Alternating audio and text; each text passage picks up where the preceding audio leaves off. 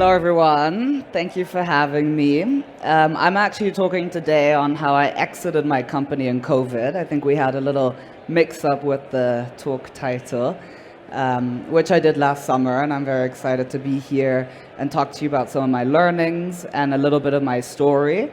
I have 10 minutes, so my idea was to do 5 minutes, which is really not a lot, but I'll try and get through especially three key points that I want to drive home that maybe founders at the beginning of their journey can learn from and think about things that maybe I learned just at the end of my startup journey that was very interesting to go through, especially an M&A process and an exit, that maybe you go through a process like that and you're like, oh, if I had thought about this 7 years ago when I started my company, maybe I would have done things differently.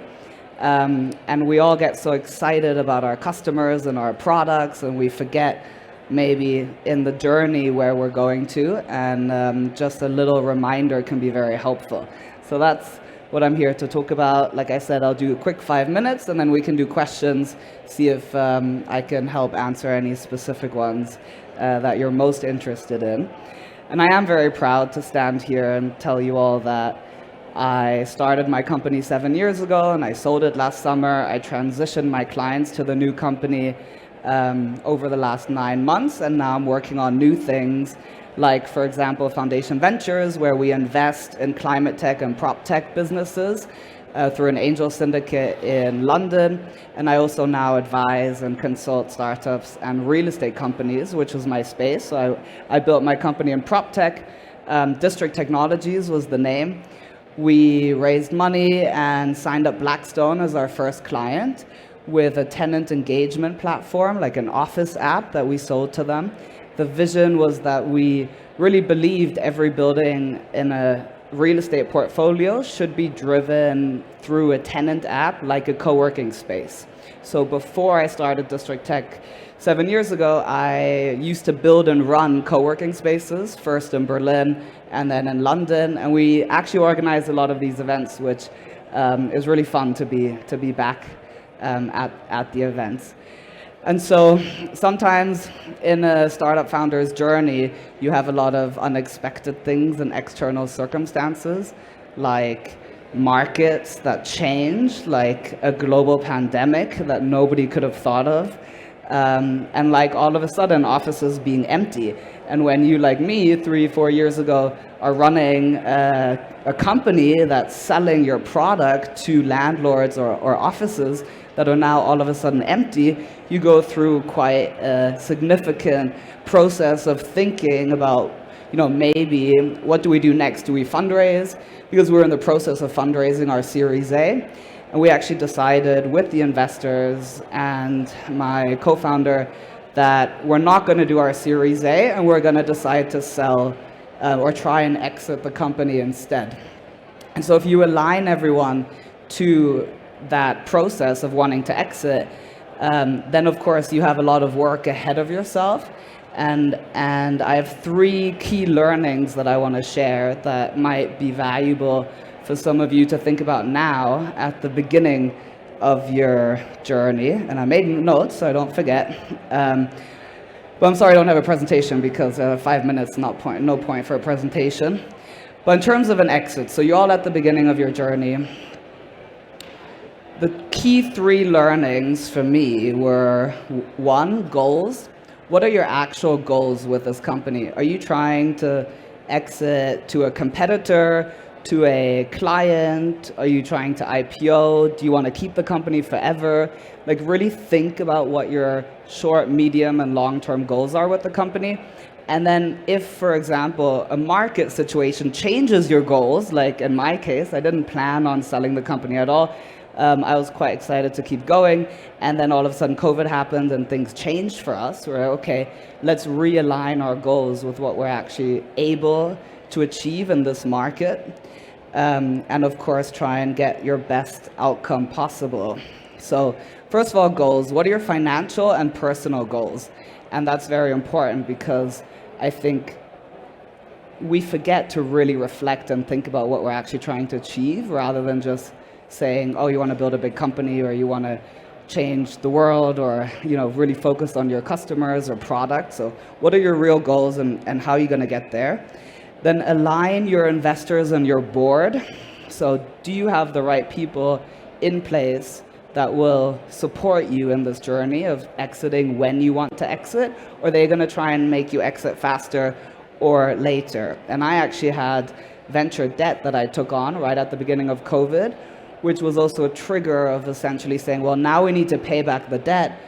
We're going to have to make a decision of how to get that money in. And so it triggered an exit maybe faster than we would have otherwise because we were profitable and we could have kept going. So in hindsight, I'm like, oh, venture debt. Be really, really, really careful if that is something you want to take on. We had a great experience with our venture debt investors and they helped us a lot at the time.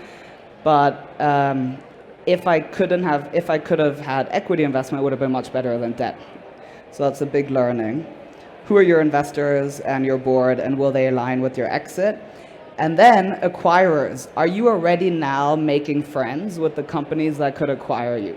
So it turns out in an exit process, for me, the companies that were most interested in working with us had known me for 5, 6, 7, maybe 8 years before.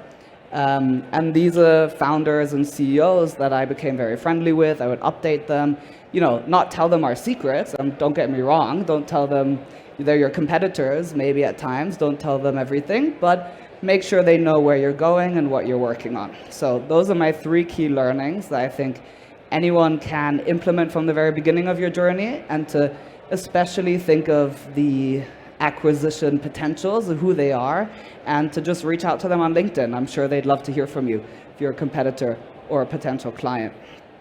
So these are my 3 learnings, especially in an uncertain market like COVID. It was quite challenging. I think I learned a lot and I would definitely do it again, and I'm quite proud of where we are, like I said. But I'm happy to now open the floor to anyone if you have a specific question about an exit or about my exit specifically. I can't tell you who I sold to yet. It's going to be announced in the press very soon. So if that's your question, I can't answer that. Everything else I can answer. Let's see if there's any. Yes, one question there. Do you need a mic or are you good? Or maybe, there we go. The mic is coming. Perfect. Hello, yes. Hi. When you're considering an acquisition and you start to reach out to potential acquirers, do you limit yourself to possible competitors that will want you for your market and possibly your technology? Or would you look for those that you can actually complement their offering with yours, creating something where 1 + 1 is higher than 2? Who would you be looking for other than competitors for a possible acquisition? I think it's a great question and very valid. I would speak to everyone you can. I spoke to everyone I could, like everyone who would pick up the phone to us that I trusted with this information. So what I didn't want is I didn't want my clients finding out. So I didn't want them thinking we're going to sort of ditch them. We were looking for a really good home for our clients, and we had amazing clients from the beginning that supported us a lot. So we tried to make the best decision based on the clients, the investors, myself, what I wanted. Like, I personally did not want to spend another 5 years working at the new company because I've just done 7 years on exactly this product. So I was very happy that as part of my exit, I could actually leave and do a process of sort of 9 to 12 months, but then exit that new company that acquired us. Some people end up being tied in for 3 to 5 years in that new company. And do you have investors that'll support you in wanting to leave maybe, or will they force you to stay so you get more money for the exit, right? It's a really important question. And sometimes a company where the product is complementary to their product will pay more because they're actually getting into a new market. Maybe a competitor will pay less because they feel like they've already have a similar product, so they won't value your product as much. They might only value your clients that they're trying to acquire. So I would also think about, what is it you're selling? Are you selling IP? Are you selling clients? Are you selling product? Or hopefully all of the above, in which case you'll get the best offer from the company that will value that the most, and probably the company that has the most respect for you as a founding team, that has sort of watched your journey and seen you grow.